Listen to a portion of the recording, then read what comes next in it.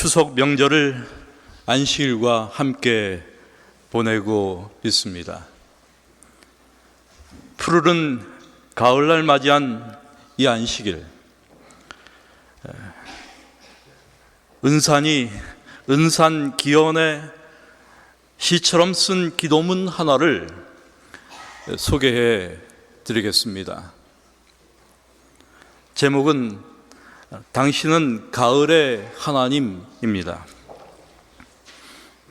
당신은 가을의 하나님, 명절의 하나님. 빚어 모양을 내시고 생기부로 색을 입히신 당신 닮은 인생들이 모여 나누는 정, 보기에 좋다시며 각 나라 백성마다 명절을 주셨네. 우리에게 한가위 추석을 주셨네. 이날은 정과 감사 축복의 날, 이날은 또 당신의 얼굴, 이날은 풀과 나무가 고마운 날, 하늘, 바람, 비, 구름, 그리고 햇살, 이 모두가 고마워 당신께 팔 벌린 날, 아비의 백발도 어미의 주름도 자식들 웃음으로 환하게 되는 큰 날, 절연한 그리움도 소원한 거리감도 찾는 기쁨으로 하나 되는 둥근 날, 오늘 감사의 안식일, 오색의 헌신으로 물들인 날, 기막힌 평안의 시간 속 숨쉬며 찬양하며 사는 우리, 이보다 행복할까? 이는 가을이 꿈꾸는 거룩한 은총이 아닌가. 참 좋은 글입니다. 우리 이렇게 훌륭한 기도문을 적어주신 우리 은산께 감사를 드립니다. 더도 말고 덜도 말고 늘 가윈날만 같아라 라는 우리의 옛 속담처럼 행복한 명절과 함께 우리에게 찾아온 안식일입니다. 우리의 안식일은 이렇게 늘 명절 같으면 좋겠습니다. 하나님께 감사하며 서로가 서로를 찾는 기쁨으로 하나 되는 평안과 찬양과 은총이 넘치는 환하고 큰 둥근 날이기를 바랍니다. 이런 의미에서 저는 오늘 말씀의 제목을 즐겁게 사십시오라고 정해보았습니다. 그리고 전도서 9장 2절부터 9절의 말씀을 본문으로 선택했습니다. 전도서의 말씀이 되겠습니다. 모두가 같은 운명을 타고났다. 의인이나 악인이나 착한 사람이나 나쁜 사람이나 깨끗한 사람이나 더러운 사람이나 제사를 드리는 사람이나 드리지 않는 사람이나 다 같은 운명을 타고났다. 착한 사람이라고 해서 죄인보다 나을 것이 없고 맹세한 사람이라 해서 맹세하기를 두려워하는 사람보다 나을 것이 없다. 모두가 다 같은 운명을 타고났다는 것, 이것이 바로 세상에서 벌어지는 모든 잘못된 일 가운데 하나다. 더욱이 사람들은 마음의 사악과 광증을 품고 살다가 결국에는 죽고 만다. 살아있는 사람에게는 누구나 희망이 있다. 비록 개라고 하더라도 살아있으면 죽은 사자보다 낫다. 7절과 또 8절 9절의 말씀이 되겠습니다. 지금은 하나님이 내가 하는 일을 좋게 보아주시니 너는 가서 즐거이 음식을 먹고 기쁜 마음으로 포도주를 마셔라. 너는 언제나 옷을 깨끗하게 입고 머리에는 기름을 발라라.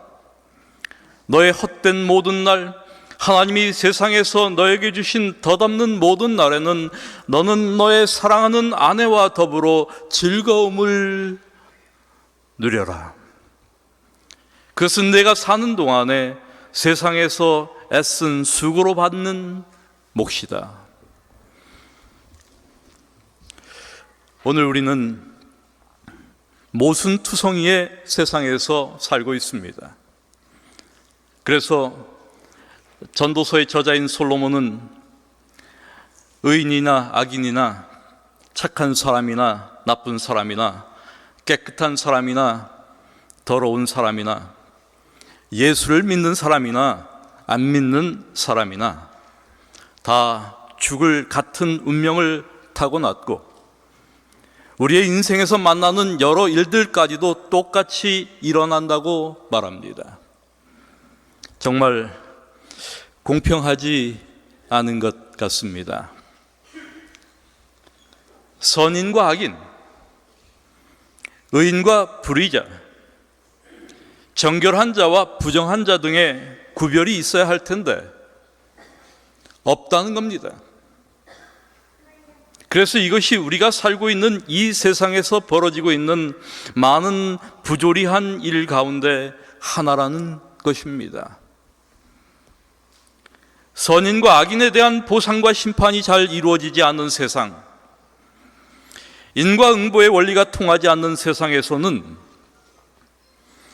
착하게 사는 사람들이 자칫 비관적이 되거나 실망하기가 쉽습니다.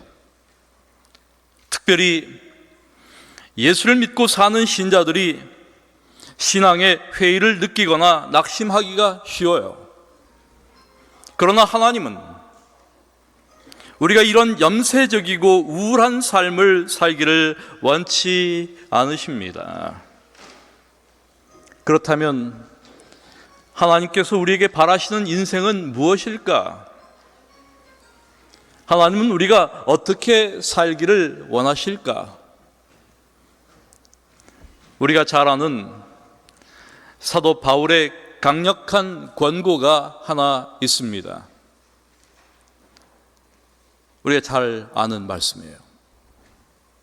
항상 기뻐하라. 쉬지 말고 기도하라. 범사에 감사하라. 이는 그리스도 예수 안에서 너희를 향하신 하나님의 뜻이다. 여러분, 기도와 감사보다도 먼저 언급된 것이 기뻐하라는 권고입니다. 이것이 예수 믿고 사는 우리에 대한 하나님의 뜻이라는 겁니다. 그렇습니다. 하나님께서 우리에게 원하시는 삶은 우리가 즐겁게 사는 겁니다.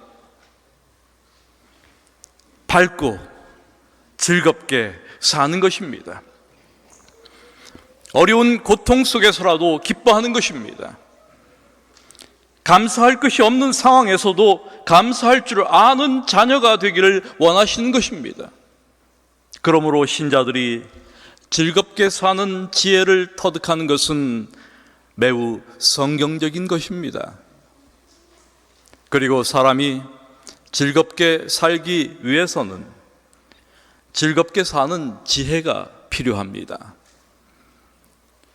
놀러 갔다고 재미있는 것은 아닙니다. 놀러 가서 짜증만 내고 오는 사람이 참 많아요. 놀러 가서 싸우고 오는 사람도 많습니다. 지혜가 필요합니다. 세상 사람들과는 다른 인생관이 필요하다는 뜻입니다. 오늘 이 시간 우리는 공평하지 않은 세상살이 속에서 우울하고 짜증이 많이 나는 시대를 살아가며 성경이 가르치는 즐겁게 사는 지혜를 생각해 보려는 것입니다. 어떻게 하면 하나님께서 주신 생을 즐기며 살아갈 수 있을까? 제가 챗 GPT에게 한번 물어봤어요. 그랬더니 이 챗 GPT의 대답이 이랬습니다. 어떻게 하면 즐겁게 살 수 있나? 하고 물었는데 이렇게 대답했습니다. 순간을 즐겨라. 괜찮은 말 같아요. 카르페 디엠. 소소한 것에 감사하라. 상당히 성경적인 것 같아요. 좋은 관계를 유지하라. 아주 상식적이지만은 현명한 대답이라고 생각이 들었습니다. 자기 관리를 해라. 맞는 말이에요. 목표와 꿈을 가지라. 젊은이들에게 하고 싶은 이야기입니다. 자아를 존중하라. 이 자존감이 없는 분들 기억하세요. 새로운 경험과 학습을 하라. 타인에게 도움을 주라. 긍정적인 마인드셋을 가지라. 용서하라. 아주 마음에 드는 마지막 말이었습니다. 상당히 괜찮은 대답을 제공하고 있다는 생각이 들었습니다. 사실 우리는 많은 지혜가 담긴 글들이나 경험에서 우러나온 좋은 충고들을 일상에서 늘 접하며 살고 있습니다. 그리고 그 내용은 늘 대동소이합니다. 그러나 오늘 우리는 일반적인 삶의 지혜와는 조금 다른 성경이 중요하게 가르치는 솔로몬의 지혜를 살펴보려고 합니다. 본문의 말씀인 전도서가 제공하는 인생을 즐겁게 사는 첫 번째 지혜는 우리가 먹고 마시는 것에서부터 생을 즐길 줄 알아야 한다는 겁니다. 솔로몬은 이렇게 말합니다. 너는 가서 즐거이 음식을 먹고 기쁜 마음으로 포도주를 마셔라. 그런데 이상하게 우리 재림 신자들에게는 이 말씀이 마음에 확 와닿지 않는 것 같아요. 여러분은 와 닿으십니까? 왠지 안 맞는 것 같아요. 우리는 늘 음식을 절제하고 또 건강식으로 먹어야 되는 것을 늘 배워왔어요. 우리가 다 그렇게 알고 있기 때문에 이 말씀은 그렇게 적절하게 보이지 않습니다. 그런데 저는 이 말씀이 참 좋아요. 물론 이 말씀은 배불리 먹고 마시는 일이 즐겁다가 아닙니다. 아무렇게나 먹고 마시며 즐기라는 말도 아닙니다. 먹고 마시는 일을 즐겁게 해야 한다는 말입니다. 그렇다면 우리는 어떻게 즐겁게 먹고 마실 수 있을까? 그것은 우리의 양식을 하나님께서 공급해 주신다는 것을 깊이 인식할 때 가능하게 되는 것입니다. 한 조각의 마른 떡이라도, 한 모금의 음료수라도 하나님이 나를 위해 주신 것이라는 믿음이 있을 때 우리는 즐겁게 먹고 마실 수 있습니다. 일반적으로 한 사람이 죽을 때까지 먹는 음식의 양이 어느 정도인지 아십니까, 여러분? 무려 62톤이라고 합니다. 2톤 트럭으로 30대 분이 넘습니다. 엄청난 양이에요. 그런데 이 모든 것이 어디서 오는 것일까? 하나님께서 주시는 것이기에 우리는 음식을 마주할 때마다 감사의 기도를 드립니다. 여러분, 하나님은 당신이 주시는 입장에 있기 때문에 받는 우리가 기쁨으로 즐겁게 먹기를 원하십니다. 주부의 행복이 무엇입니까? 식구들이 음식을 즐겁게 먹어주는 것 아닙니까? 이 사모아 사람들은 손님 대접을 할 경우 손님은 음식을 먹으면서 계속 맛있다고 찬사를 하면서 반드시 다 먹어야 한다고 합니다. 하나님은 우리에게 일용할 양식을 주시는 분이십니다. 그러므로 우리의 감사와 즐거워하는 모습을 하나님은 보시기 원하십니다. 여러분, 즐거이 음식을 먹으세요. 밥맛은 쌀맛이 아니라 살맛입니다. 살맛이 안 나는 것은 밥맛이 안 나는 겁니다. 기쁜 마음으로 먹고 마시십시오. 종종 맛집도 좀 찾아가 보세요. 맛없는 음식을 즐겁게 먹을 수는 없습니다. 혼자 음식을 먹는 것도 마찬가지입니다. 음식은 혼자 먹으면 안 됩니다. 그래서 여러분, 가능하시면 혼밥은 피하세요. 음식은 함께 먹을수록 맛이 납니다. 그래서 손님도 좀 초대해서 식사를 좀 대접해 보세요. 요즘 우리 신자들은 손님 대접하는 것 잊어버린 것 같아요. 거의 집으로 사람들을 초대하는 일을 더 이상 하지 않습니다. 이렇게 우리는 먹고 마시는 일을 통해서 하나님께 영광을 돌립니다. 두 번째 즐겁게 사는 지혜는 자기의 몸을 가꾸고 돌보는 데서 기쁨을 찾아야 한다는 것입니다. 솔로몬은 또 이렇게 권고합니다. 너는 언제나 옷을 깨끗하게 입고 머리에는 기름을 발라라. 깨끗하고 단정한 모습을 유지하라는 것입니다. 여러분, 젊음, 건강, 아름다움 모두가 하나님께서 주시는 것입니다. 그러므로 귀하게 가꿀 줄 알아야 합니다.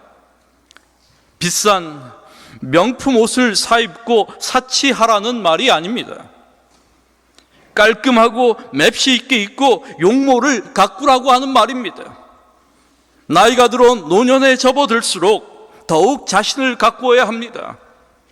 이 말씀은 그러므로 늙어갈수록 더욱 중요한 권고가 되는 것입니다. 질 레이크라고 하는 작가가 쓴 멋진 아내의 행복한 남편이라는 책 중에 이런 이야기가 나옵니다. 질 레이크는 가끔 오후 시간에 이웃에 살고 있는 부인들과 차를 마시며 대화하기를 즐겨했습니다. 그런데 그 가운데 어느 부인이 오후 4시만 되면 다소곳이 일어나 저는 좀 가봐야 되겠어요. 죄송합니다. 이런 말을 남기고는 그 자리를 빠져나갔습니다. 처음에는 무슨 일이 있는가 보다 했는데 만날 때마다 그러는 것을 보고 이 질 레이크가 관심을 가지고 그녀를 관찰하기 시작했습니다. 그 부인은 4시가 되면 어김없이 집으로 돌아와 집안 청소를 하고 아기에게 새 옷을 갈아입히고 자기도 몸단장을 한 뒤 5시 반에 귀가하는 남편을 위해서 저녁 준비를 하는 겁니다. 질 레이크는 그 부인이 신혼생활을 하니까 그런가 보다 하고 어느 날 그에게 부인, 아직도 신혼 재미가 대단하신가 봐요. 언제 결혼하셨죠? 라고 물어보았습니다. 그 부인은 싱긋 웃으면서 네, 7년이 지나 이제 8년째 접어들었어요. 이렇게 대답했습니다. 여러분, 이 부인은 인생의 기쁨을 아는, 자기의 인생을 아름답게 가꾸는 여성이 아닌가 하는 생각이 들었습니다. 부인의 그 부스스한 머리 모양에 아무거나 걸친 그 어수룩한 모습, 그 어느 남편이 좋아할까? 남편도 안 좋아하는데 하나님께서는 좋아하실까? 그런데 여러분, 남편도 마찬가지예요. 배가 불룩 나오고 지저분하고 자기 관리를 전혀 하지 않는 남편을 어느 아내가 좋아하겠습니까? 자신을 건강하게 가꾸어야 합니다. 부부가 이렇게 함께 노력함으로 인생의 즐거움이 메마르지 않게 되는 겁니다. 세 번째 지혜는 부부 생활, 가정 생활을 기쁘게 해야 한다는 겁니다. 마지막으로 솔로몬은 이렇게 말합니다. 너의 헛된 모든 날, 하나님이 세상에서 너에게 주신 덧없는 모든 날에 너는 너의 사랑하는 아내와 더불어 즐거움을 누려라. 그것은 내가 사는 동안에 세상에서 애쓴 수고로 받는 몫이다. 여러분, 가정이 얼마나 중요한가는 설명할 필요가 없습니다. 가정은 하나님이 주신 가장 큰 선물입니다. 우리는 이 사실을 잘 알고 있습니다. 그래서 처음 가정을 꾸리기 전에는 남녀가 어떤 상대를 만나느냐는 것이 참 중요합니다. 그러나 이미 부부가 되어 살아가는 경우에는 피차 노력하는 것이 중요합니다. 불행하게도 현대 가정은 고통과 불화의 장소가 되고 말았습니다. 하나님께서 우리에게 주신 덧없는 모든 날은 전도서에 계속 반복적으로 등장하는 헤벨, 이 히브리어 중요한 단어예요. 헤벨, 이것을 의미합니다. 이 헤벨을 일반적으로 헛됨으로 번역하지만 잠깐 있다 사라지는 으로 이해하는 것이 더 적절합니다. 그렇습니다.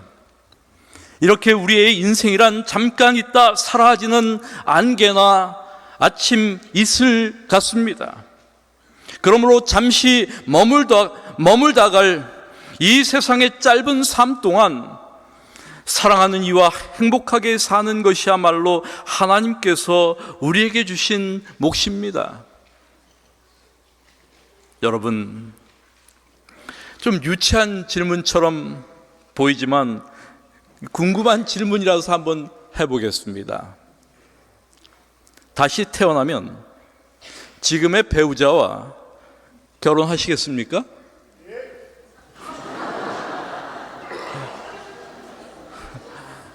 지금의 배우자와 또 결혼하겠다.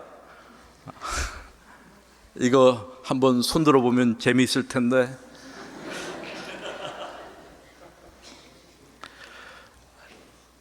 이에 관한 설문조사를 해보았더니 다시 태어나면 지금의 배우자와 같이 결혼하겠다는 대답은 몇 프로일까요? 20% 선에 불과했습니다. 다행히 우리가 다시 태어날 일은 없겠지만 우리는 서로 생명의 은혜를 함께 상속받을 사람으로 알고 살아야 합니다. 그러므로 예수 믿는 가정은 이미 이 땅에서 천국의 삶을 시작한 것입니다. 우리는 생명의 은혜를 함께 상속받을 자들이기 때문입니다. 여러분, 부부가 가정생활에서 새로운 기쁨을 찾아내는 노력, 이런 노력을 끊임없이 기울일 때 하나님이 기뻐하시던 가정을 이룰 수 있습니다. 지금까지 우리는 하나님께서 주신 은혜 안에서 최선의 삶을 살아가며 낙을 누릴 것을 권고하는 말씀을 통하여 어떤 면에서 우리의 삶을 즐겁게 살아야 하는지를 살펴보았습니다. 그리고 이 말씀 가운데 중요한 몇 가지 원리가 들어있음을 발견하게 됩니다. 그 첫째 원리는 인생의 진정한 즐거움은 평범한 데서 발견된다는 겁니다. 먹고 마시는 것, 몸을 아름답게 가꾸는 일, 부부가 오손도손 살아가는 일, 여러분, 이것들은 평범한 일들입니다. 이런 평범한 것들 속에서 진정한 삶의 기쁨이 발견되는 것입니다. 그러므로 평범한 것을 무시하면 안 됩니다. 둘째 원리는 인생의 진정한 즐거움은 그 즐거움을 부지런히 추구하는 사람에게 주어진다는 겁니다. 노력하지 않으면 식탁에서 즐거움을 맛볼 수 없습니다.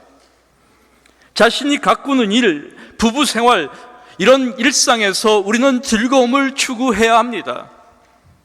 기쁨이 없어 보이는 데서도 기쁨을 발견하려고 애써야 합니다. 하찮은 일에서 기쁨을 발견해내는 삶의 지혜를 배워야 합니다.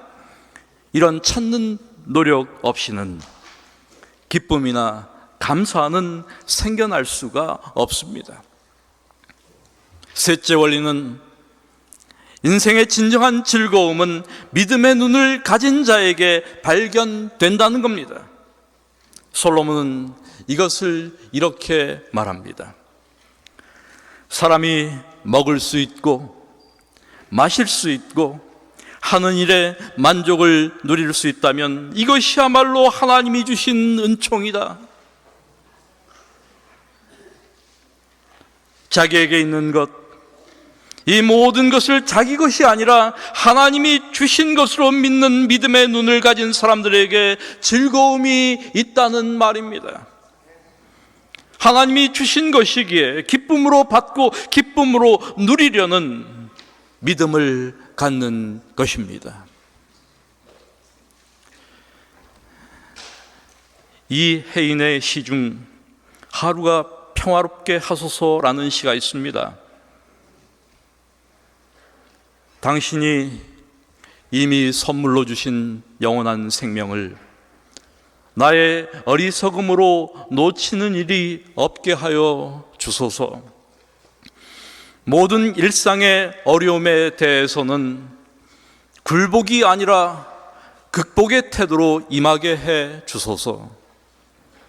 살아있을 때 한 번이라도 더 찬미의 기도를 바치게 하소서. 살아있을 때 이웃에게 한 번이라도 더 따스한 격려의 말과 웃음을 주게 하소서. 밝은 햇빛, 바람, 공기, 잊기 쉬운 자연의 혜택을 고마워하며 내가 살고 있는 이 세상을 좀 더 애정어린 눈으로 바라볼 수 있게 하소서. 남이 몰라주어도 즐거울 수 있는 조그만 선행과 봉사를 한 번이라도 더 겸손하게 실천하는 용기를 주소서. 그리고 언제나 믿음의 선한 싸움으로 하루가 평화롭게 하소서. 사랑하는 여러분, 세상 사람 한번 보십시오. 쾌락을 추구하는 데서 인생의 재미를 보려 합니다. 사치와 향락을 통하여 인생의 기쁨을 누리려 합니다. 과소비로 마음의 공허를 채우려 합니다. 우리는 어떠해야 할까요? 평범한 것에서 기쁨을 찾으십시오. 작은 일에서 즐거움을 찾고 언제나 즐겁고 기쁘게 감사하며 살아가십시다. 감사의 계절입니다. 하나님을 통해 사물을 보며 오늘을 살아가는 지혜를 배우십시다.